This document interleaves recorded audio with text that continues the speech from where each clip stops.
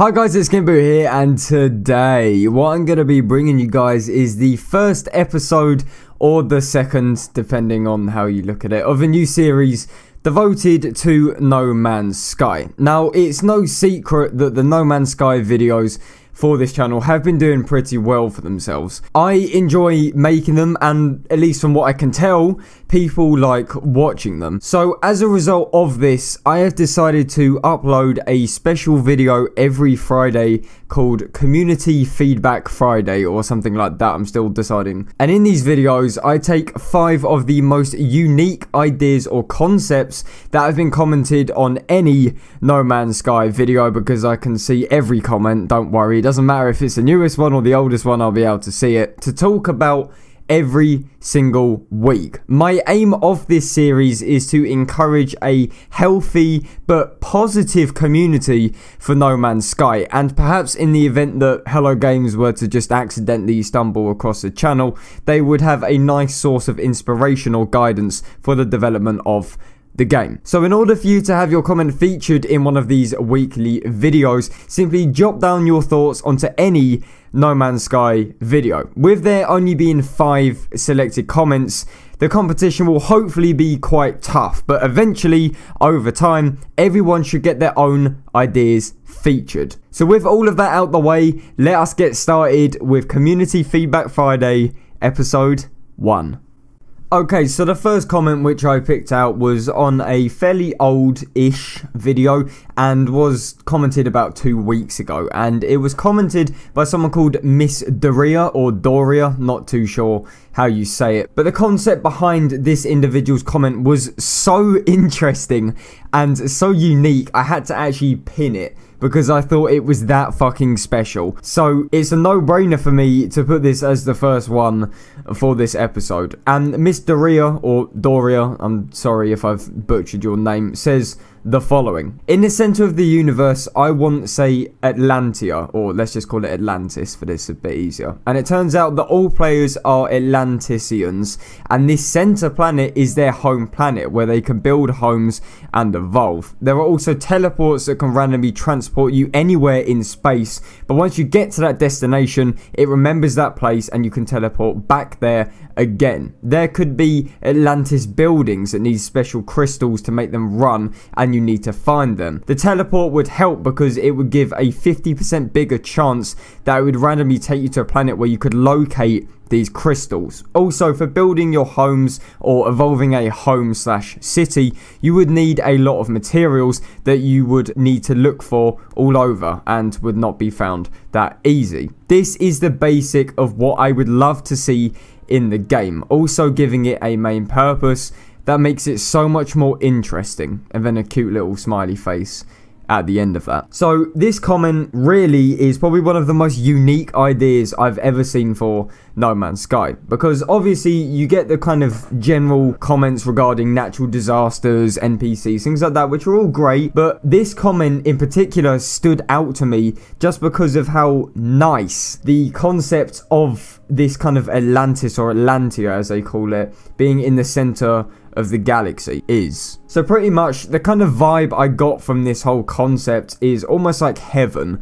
It's almost like once you have completed the goal of getting to the center of the universe, you are rewarded with essentially like eternal life. You're almost in this separate place from everybody else, as in like an afterlife. And I don't know about you, but when I'm reading this comment, I'm almost getting like an image of heaven, like really bright, sort of cloud-like almost, really clean and just well-kept civilization without the threat of radioactive planets or animals that want to kill you. It just sounds like a really, really nice end goal, and would 100% actually give players a reason to reach the center of the galaxy. And once you do reach the center of the universe, it doesn't just end, and you're not just going through the whole process again. You almost have like another separate game as an end goal. Honestly, this is just a fantastic idea. I really, really like the idea of this. And some people replied to this comment as well, saying that they've always thought that this would have been the case,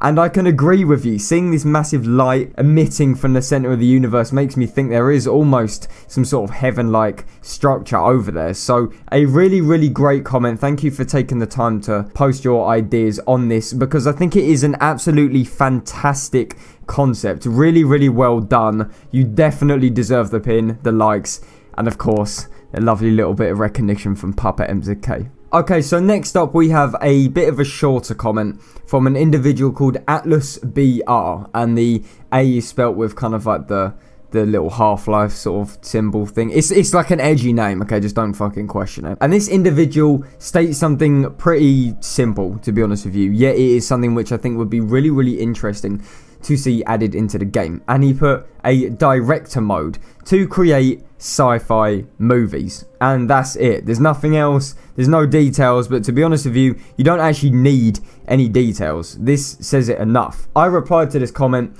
pretty much saying like, is this going to be the same sort of format as like the GTA 5 director mode, where you can change the characters around, the models, time of day, things like that, to create like these community made projects? And if I am getting the same kind of vibe from this comment as he is in terms of GTA 5, then most definitely I think this will be really, really interesting. No Man's Sky already has this kind of artistic vibe to it, this really sort of bait for community creativity because of things like photo mode and how well that goes with beautiful landscapes in this really quite subtle, lonely environment. The whole game is quite artistic in a really strange way, and I think that some sort of director mode, as this individual states, to create films would be really, really good. They essentially have a photo mode already, and if they can just add a feature to record, then that's pretty much done. I'm not really sure how it would work, to be honest with you, but the idea on its own is good enough. So thank you for commenting. Very, very interesting idea. Okay, so coming up next, we have a comment from an individual called Monday Rex.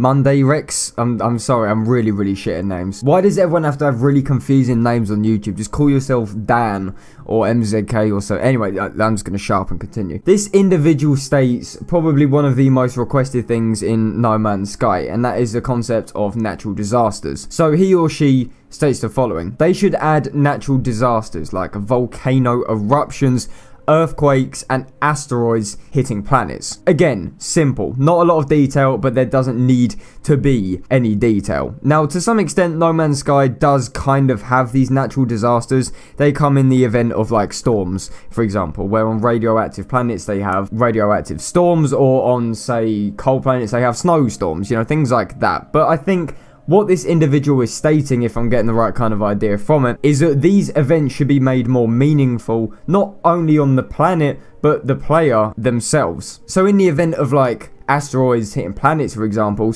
this could come up as a weather warning for like a meteorite shower or what have you. And then when these asteroids land, they create like little kind of craters in the planets. If perhaps Hello Games could do this would be nice. Leave a lasting crater on the planet. So if you were to go back there in the future, that is still there. But essentially, the comment just makes perfect sense. I don't understand why there aren't lava planets with volcanoes on them. Earthquakes seems like something which just should be in the game anyway. Surely it cannot be hard just to make the screen shake and trees fall over. Anything like that. And of course, there are already asteroids in the game. Just make them go into the planets and hit the floor. It's quite easy, to be honest with you. So yeah, very, very nice comment. Thank you for taking the time to type it out. Okay, so now we have a comment which is somewhat related to the whole natural disaster kind of idea, by an individual called ArcoNL. Does that stand for Netherlands, or is that like your initials or something? I don't know. But this individual states pretty much what was stated before. So the idea of comets falling from the sky, stuff like big whirlwinds or sandstorms happening from time to time.